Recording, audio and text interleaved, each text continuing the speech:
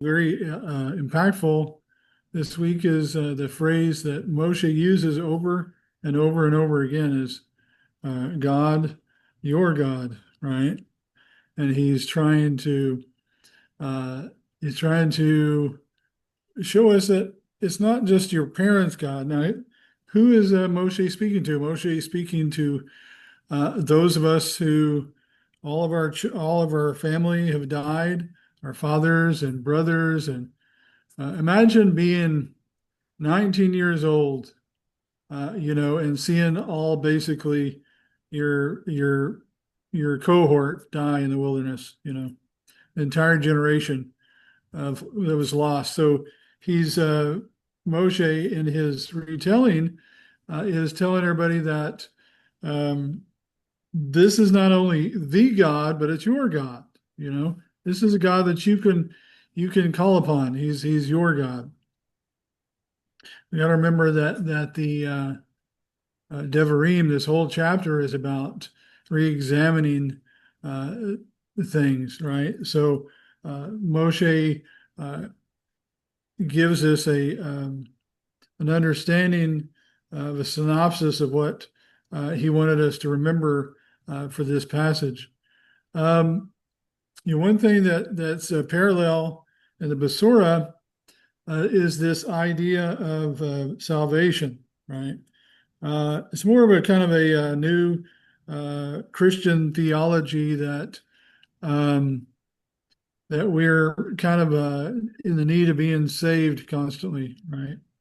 Um, Yeshua points to this when he says the doctors are the ones that need, or the poor, or the poor or the sick are the ones that need a doctor, right? And the ones who uh, are not to say that everybody is righteous in their own works and their own merit, but there is a sense um, that there is a certain righteousness that we get by doing a mitzvot, right? So the Besorah was in the first century. There was this idea that there was a feeling that people could feel. You can read this in the Talmud that something was coming, right? And if you read the Besorah, you read some of the other additional books that didn't make it into what's called the New Testament. I don't like using that phrase, the good news, or some other way. Uh, they were basically saying the world is going to end soon, right? And for all intents and purposes, it did, right? The temple was destroyed, and so what do we do as a nation when our temple is destroyed? How do we? And there are some indications that they still had the altar that was going on for quite a while up until the revolt of Bar Kokhba.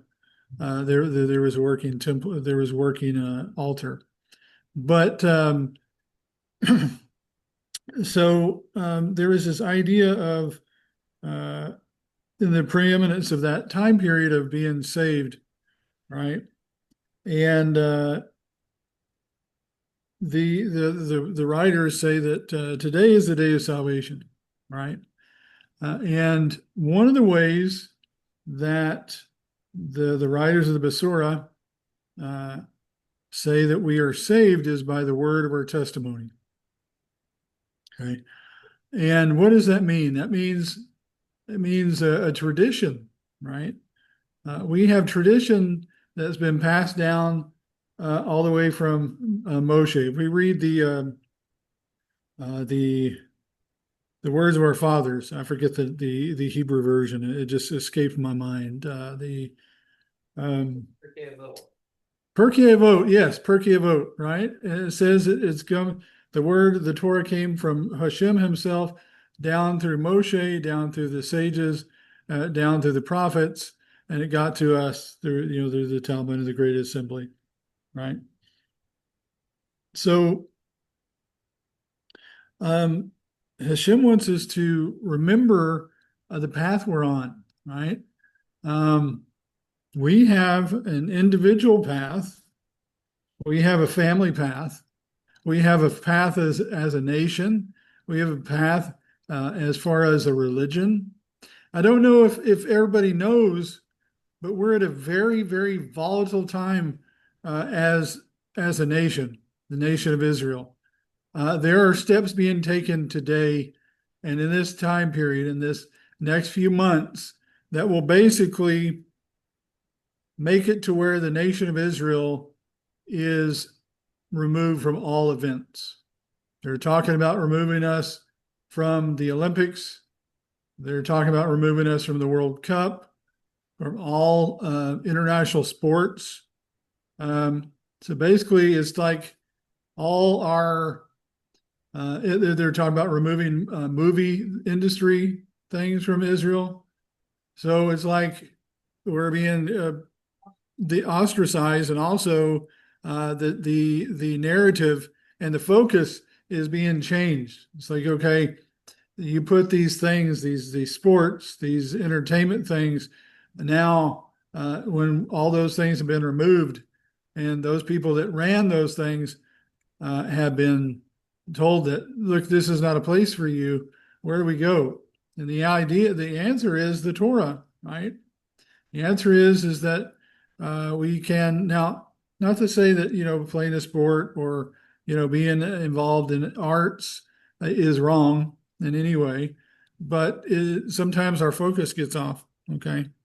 So one of the ways that we can remember is by doing tradition, right? So we have the Fiddler on the Roof, right? It's tradition, but that actually works, right? What I have to tell my daughter is that, and Rabbi Nachman also says, he says this, look, uh, is it good to go through the entire Amidah and not be present, right? Of course, it's not good to be, but just speaking it out or speaking it internally creates muscle memory or creates spiritual memory, right?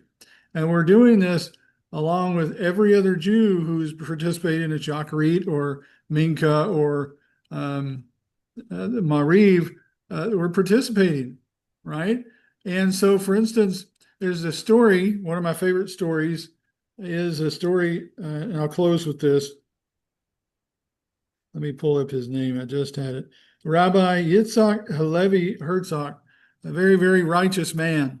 And what happened is during the Holocaust, Jews would give their children over to people to save, right? We just watched a movie called, I forget the name. I'm having trouble with my memory today. But we watched a movie where a man, one life basically, and he was able to get children from the former Yugoslavia to the not the United States, to Britain, right? And he was able to get these children temporary custody and homes, to foster care, and he was able to save, I think it was up to like 900 children or something. But there was many things like that that happened. But when it came time to bring these children home, I don't know if I lost internet. We're having issues. But when it came time to bring the children home after the Holocaust, a lot of times, especially children that were taken as foster children of the church, of the churches, and by they said, "Oh no, there's no Jewish children here. We don't know what happened with them." And what Rabbi Herzog did was he came in and he started singing Shema, Shema Israel, Adonai Eloheinu, Adonai Echad. And these children who are not Jews, right, supposedly not Jews, immediately covered their eyes and said, Mama, Daddy, Mama, Daddy, right? They knew immediately, right? They knew it because in their heart, right? We had a situation, we didn't remember that we were Jewish one time, and we was right before bed, and our daughter instinctively put her hands to her eyes, and we got it on video, right? We're like, what is going on here? But we watched it later. We realized that the soul was there, right? The soul is remembering, and it's important that we remember that even if we don't feel like it. Now, it is absolutely imperative that we have the feeling behind the motivation. But if we don't, there's still goodness in the act, right? So one thing that we can do, all of our actions impact our the children that come after us, and it also impacts our parents and grandparents and up to 4 generations back, right? We are a representative of our family. We're a representative of our mother and father. I would encourage everyone also to be vigilant or be mindful of yard sites. This is the anniversary of the death of. We can also celebrate the righteous Gentiles. So if your family did not convert, or you come from a family that wasn't converted, it's still okay to honor them. It is a great mitzvah. It's Rashi and one of the other Arizal says it is honoring the dead and praying for their relief. Also is a very, very good mitzvah, and can also help you get into Elohim Haba, and help you not spend as much time in Gehenna. But it's important that we remember that everything that was done and everything that was talked about during this Torah portion applies to us, right? When Moshe says the children of Israel, we need to put ourselves in that. We not say, oh, the children of Israel, they did this and they did that, and they messed up with Og, and it's us. We need to say us. We did this. We did the positive things. We did the negative things. And we're going to get the blessings from that, just as our father Abraham will apply it to us.